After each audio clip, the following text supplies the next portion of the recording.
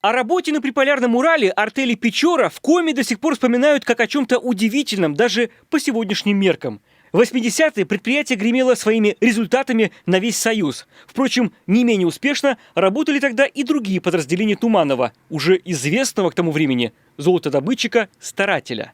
Скорости освоения территорий и возведения инфраструктуры даже тогда были непостижимы с точки зрения здравого смысла и социалистических стандартов.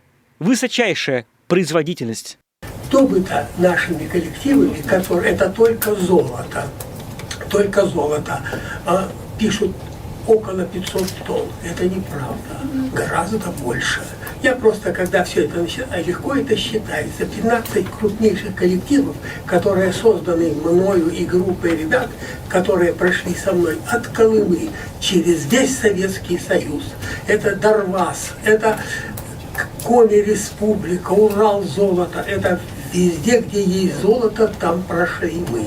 Вы понимаете, что такое 500 тонн? Не картошки, золото. Разработка велась путем промывки рыхлых отложений в долинах и притоках реки Кожем. С помощью гидромониторов просеивали сразу большие объемы горной массы и выделяли сверкающие россыпи.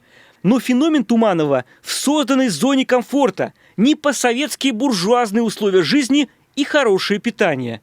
Внимание, там были даже собственные парники и живность в условиях гор. А еще зарплата в 2000 рублей, в то время как инженеры получали всего 120. Впрочем, и требования жесткие. Профессиональный уровень и дисциплина, как на подводной лодке, и сухой закон. Туманов – это не только золото в республике Коми. Мы сегодня едем по дороге Сухтыв-Сыктывкар.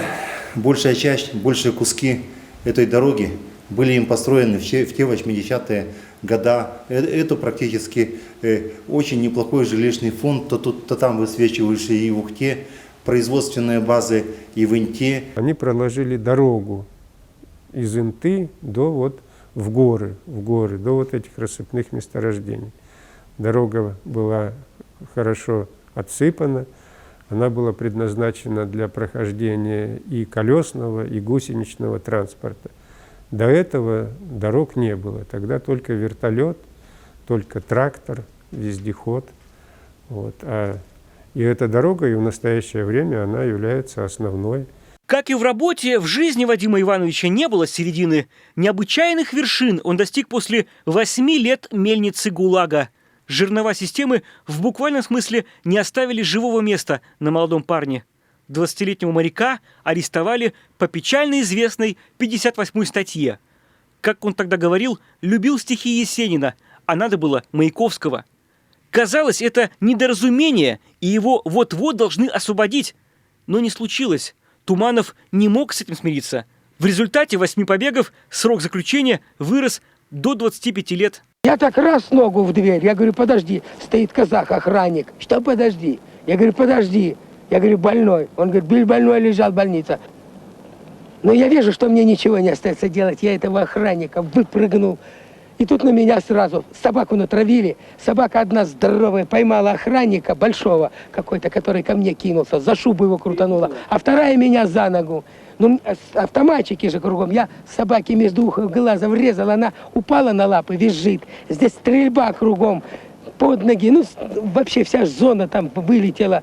Колыма, как признается Туманов, место, где воспитывались многие, в самых суровых условиях, страшнее, по его словам, чем круги ада Данте. Человек выживал именно благодаря своим лучшим качествам. Обман, подлость, необязательность в тюрьме не прощаются. После смерти Сталина он надеялся, что срок сократят, но казалось иначе.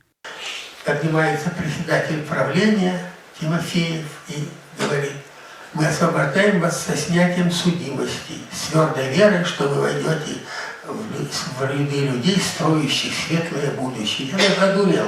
Я думал, я ничего не понимаю, он шутит так глупо. В общем, я вышел оттуда, освобожденный со снятием судимости. После десятков лет успешной золотодобычи снова удар судьбы. В 87-м против артели Печора и лично Туманова разворачивается целая кампания. В разгар перестройки успешный кооператив, чтобы не останавливать производство, перешел на хозрасчет. Это немедленно вызвало раздражение Минцветмета СССР и лично некоторых членов Политбюро. В давлении активно помогала газета «Социалистическая индустрия», разгромная статья в которой стала главным ударом, первый секретарь Коми обкома КПСС Мельников и даже генеральный секретарь ЦК Михаил Горбачев. Но даже после ликвидации артели в Печоре Туманов снова начал работу с чистого листа. Из золотодобытчика стал не менее успешным строителем дорог. Короче, мы делали дороги, хорошо делали дороги, много дорог. 700 километров Карелии построены кооперативом Туманова на болотах и камнях. Техника здесь не стояла ни минуты. Долгосрочный план выполняли в короткие сроки. Сегодня Туманов – заслуженный работник строительной отрасли и почетный гражданин Карелии. Это и гордость Карелии, что с нашим регионом связаны такие люди. Человек неординарный, Вадим Туманов, всегда притягивает к себе таких же. О своих соратниках старатель говорит, они-то есть настоящее золото. Одним из его лучших друзей был тоже неукротимый Владимир Высоцкий. Поэт посвятил ему не одну песню. Посвящается Владимиру Туманову. Был побег на рывок, наглый, глупый, дневной, Вологодского с ног и вперед головой. Дружба с Владимиром Семеновичем Высоцким яркая, бескорыстная. Два пассионария встретились на земле и случились такой связкой, которая до сих пор у всех вызывает и зависть, и восхищение, и практически без которой судьба ни одного, ни другого не была бы полной. О судьбе Вадима Туманова снято немало телефильмов, написано статей. Свою версию легендарный золотодобытчик, оставивший след и в нашей республике, запечатлел в книге «Все потерять и вновь начать с мечты». В ней и правдивая история страны, и работа артелей, и, что важно нам, жителям Коми, самой мощной из них – Печорской. В свои 90 Вадим Иванович остается таким же неравнодушным ко всему и продолжает участвовать в судьбе Родины и тех, кто всегда его окружал. Роман Истомин, Ольга Коняева, Иван Богомолов, телеканал «Юрган».